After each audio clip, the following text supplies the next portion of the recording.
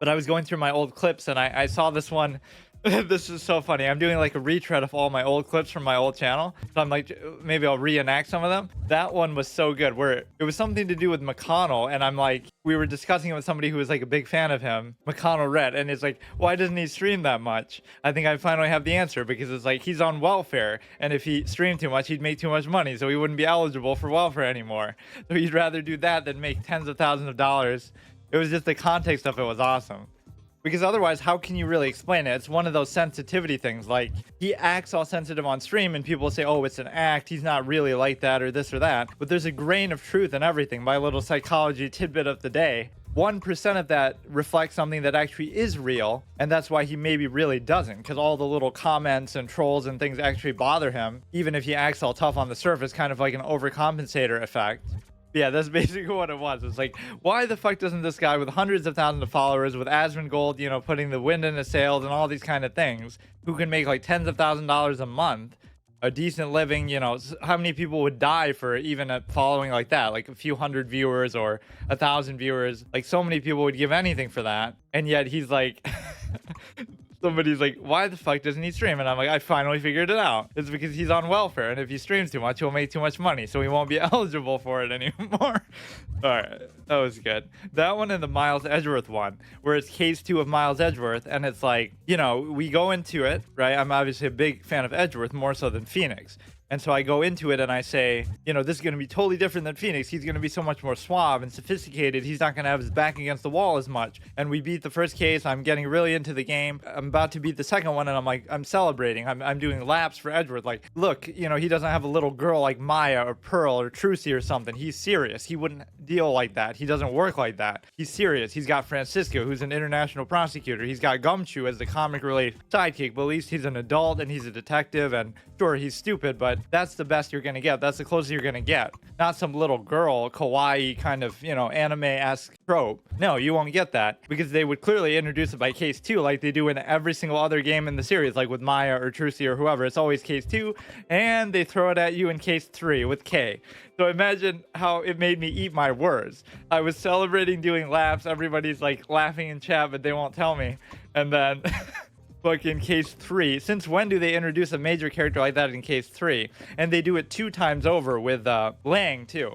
Lang is a major character, but they would have done better to introduce both of those characters in case 2. And I think in like some of the concept art or whatever, I think that is what it was. This is the perfect opportunity to actually do the little Kalameet story. The 7-hour Kalameet story, which I've told a few times when I was doing my Dark Souls 2 playthrough, is basically, I was doing my first playthrough of Dark Souls 1, and I was doing like a concurrent thing where like every different area, like when the Anor Londo split happens, I went to a different region of the game with a different class. That was a 1 stat only, or at least a committed build, which means like, okay, for the tank character, you have to put 2 points in vitality for every 1 point in endurance, and you can't put anything else in any other stat. So like the strength character happened to be the one that was doing the DLC. So I could only put points in strength and that was it. So sure, I was doing a lot of damage, like I had the Black Knight sword and stuff, but you kind of just had to fly off the seat of your pants. You're getting nearly one-shot by everything because you don't have any health, you don't have any other resources, you can't use a shield. Very clear rules and character traits that you have to follow. Basically what happened was, we did the DLC, so imagine doing Artorias for the first time ever. I had never seen the boss, didn't know what the boss was. As a strength-only character, no shield. Sure, I was doing good damage, but in the DLC, the bosses have so much health anyway that it almost doesn't even matter, right? Like, it still took a good number of hits. It was all about, you actually have to learn the attack patterns and flesh it out, which is why I like that format of doing it. So, like, Artorias took about 3 hours, Manus took about 3.5 hours, I think. So those were both tough fights, and I felt kind of satisfied with myself. But then I forgot, oh yeah, I didn't check that other area down by the side. Or I think I did check it, but then I got killed by him in the air, and I just said, fuck it, I'll come back later. So then eventually I found the key inside the area leading up to Manus, which you have to use to do the go thing, and he shoots down Kalameet. And so the point being that I was trying to basically wing it, I guess you could say, but... We go in, the first attempt on Kalameet, this is one of the classic moments I wish I had on video. We go in to fight Kalameet for the first time, and I get him to 1 HP, 1 little tick, just on a whim. Like, I just go in, I kind of face roll it, right, whatever, instinctive dodges, just hitting him all the time with no regard, reckless abandon, and I got him to 1 HP the first time. Then it took me 7 hours to get back to that point and actually kill him.